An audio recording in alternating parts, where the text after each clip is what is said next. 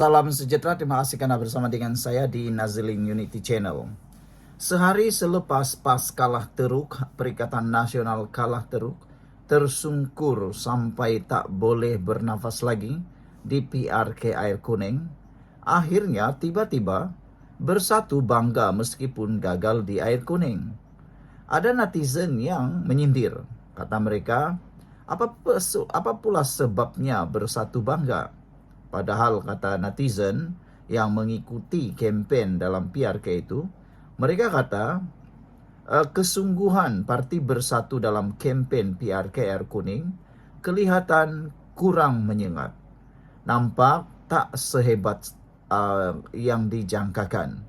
Ada bantuan turun daripada bersatu, tetapi tidaklah seperti yang dijangkakan. Kerana tidak sehebat dan tidak serancak satu ketika dahulu. Jadi apa yang dibanggakan sangat oleh Parti Bersatu? Selain itu, ada juga yang mengatakan bahawa tindakan Hamzah Zainuddin dalam kempen PRK Air Kuning itu untuk mengajak UMNO bergabung dalam Perak juga nampaknya menjadi isu bahan dalam perbualan netizen di media sosial. Mereka kata, kenapalah Hamzah Zainuddin cakap macam itu? Akhirnya dia pula jadi bahan terhadap Zahid Hamidi. Apabila Zahid Hamidi kata bersatu atau Hamzah Zainuddin bermimpi di siang hari. Sangat tepatlah apa yang dikatakan oleh Zahid Hamidi, kata penyokong Pakatan Harapan Barisan Nasional, yaitu tindakan mereka, Parti Perikatan Nasional, Gabungan Perikatan Nasional, nak memancing, nak melamar sekali lagi UMNO untuk bergabung dalam Perikatan Nasional ada satu tindakan yang memalukan. Bayangkanlah betapa tebal mukanya Perikatan Nasional, terdesaknya mereka nak mahu menjadi kerajaan dalam masa yang terdekat ini, sehingga sanggup untuk merayu dengan UMNO untuk bergabung dalam Perikatan Nasional. Entahlah, kalaulah UMNO bergabung dalam Perikatan Nasional, apa agak-agaknya jadi dengan kestabilan politik Malaysia sekali lagi? Adakah itu yang mereka mahukan? Ketidakstabilan yang berpanjangan.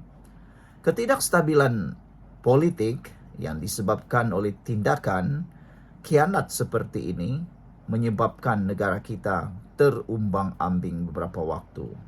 Timbalan Presiden Bersatu Datuk Seri Hamzah Zainuddin bangga dengan pencapaian calon Perikatan Nasional di dalam pilihan raya kecil Air Kuning, meskipun calon tersebut gagal. Saya bagi pihak PN berasa bangga kerana kita dapat mengekalkan jumlah pengundi yang kita terima dalam pilihan raya yang lepas, kata Hamzah Zainuddin.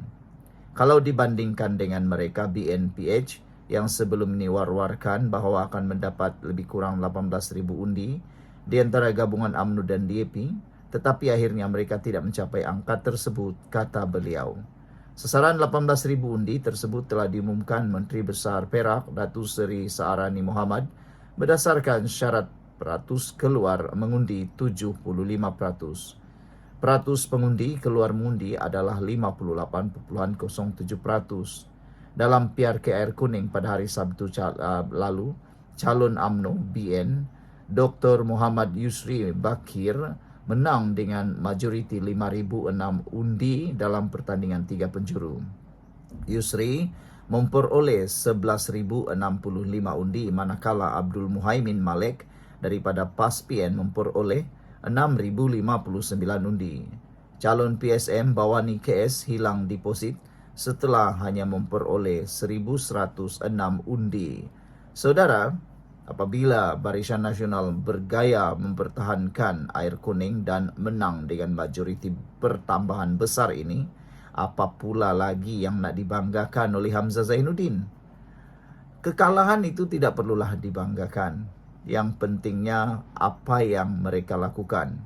Kempen mereka yang berapi-api sehingga berani dan sehingga tergamak turun ke sungai mencari sisa najis babi juga dianggap sebagai satu tindakan paling terdesak pernah dilihat dilakukan oleh Perikatan Nasional dan PAS, tetapi tetap gagal juga dan malangnya juga menyebabkan mereka kehilangan undi daripada kaum Cina. Sekian dulu untuk kali ini. Jangan lupa tinggalkan komen Anda. Salam sejahtera. Terima kasih karena bersama dengan saya di Nazilin Unity Channel. Saudara-saudara sekalian, ini satu berita yang paling tidak baik sekali untuk diterima oleh Datuk Seri Najib Tun Razak, bekas Perdana Menteri Malaysia. Ini terkait dengan titah addendum. Akhirnya, Peguam Negara mendapat kebenaran daripada pihak Mahkamah Persekutuan untuk merayu keputusan Mahkamah Rayuan. Peguam Negara Datuk Muhammad Dusuki Mokhtar mendapat kebenaran Mahkamah Persekutuan untuk merayu keputusan majoriti Mahkamah Rayuan melibatkan bekas Perdana Menteri Datuk Seri Najib Tun Razak mencabar titah addendum. Keputusan itu diputuskan panel 3 hakim yang diketuai oleh Hakim Besar Malaya, Datuk Seri Hasna Muhammad Hashim yang membenarkan beliau mengemukakan 7 persoalan undang-undang untuk dihujahkan dalam pendengaran rayuan kelab. Mahkamah berpuas hati persoalan undang-undang yang dikemukakan dengan menyentuh isu kepentingan awam yang belum pernah didengar dan diputuskan oleh Mahkamah Tertinggi Negara. Keputusan sebulat suara itu dicapai oleh Datuk Zabaria Muhammad Yusof dan Datuk Hanifah Farikula. Sementara itu, Datuk Muhammad Dusuki memohon kebenaran merayu dalam usaha mengenepikan keputusan majoriti 21 Mahkamah Rayuan yang mengembalikan semakan kehakiman berkaitan titah addendum ke Mahkamah Tinggi untuk perbicaraan.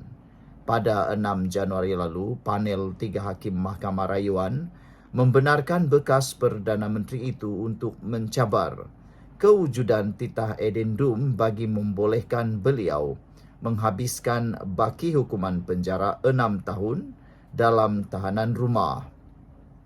Najib kini sedang menjalani hukuman penjara 6 tahun sejak 23 Ogos tahun 2022 selepas disabitkan kesalahan menyeleweng dana RM42 juta milik SRC Internasional Sendirian Berhad, memfailkan petisyen untuk pengampunan diraja pada 2 September 2022.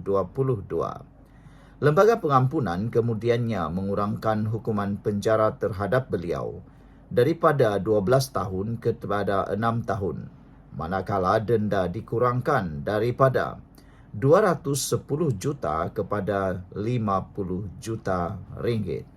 Saudara, ini pastinya satu tamparan yang sangat kuat terhadap kekuatan dan juga kepada UMNO dan juga Najib Tun Razak.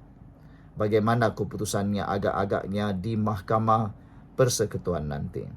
Sekian dulu untuk kali ini. Jangan lupa tinggalkan komen Anda.